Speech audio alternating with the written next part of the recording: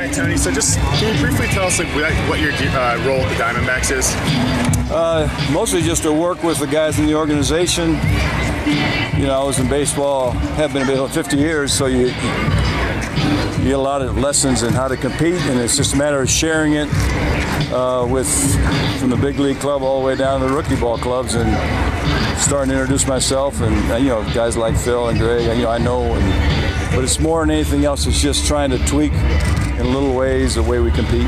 Was this a good natural progression going from manager to this position?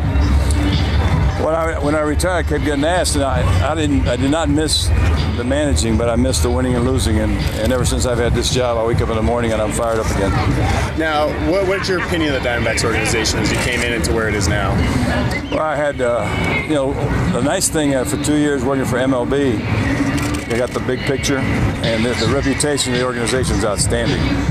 The club got off to a slow start and been playing better the last 6 weeks. But what I didn't know, and now this is the fourth club that I've visited, the vibes on the four clubs are very much like what you try to establish. You know, the manager and players really relate.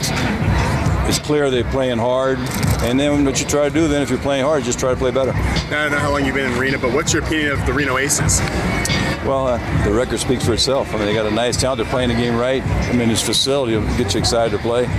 So, I mean, I can see where, you know, the fun of the game really is competing with a chance to win, and they're having fun. You look at the guys on this roster. Who do you see as being an impact player for the Diamondbacks in the future? There's a question that, you know, I'm not going to answer. Because right now, if you're here, that means you're a step away and you have a chance to play in the big league. So the worst thing you can do is try to, even if you just want to be helpful and mention a guy or two, you're going to not mention several others, and then there's no reason to do that. I'll just tell you that if you're in AAA baseball, you're capable of playing and pitching in the big leagues. Just want to speak a little bit more to your relationship you anticipate between the Diamondbacks and the Aces in the future? Well, one of the things that when you need help, this is where the first place you look for help. And I know they've already made, you know, Didi's there now most recently, and probably another move here pretty soon.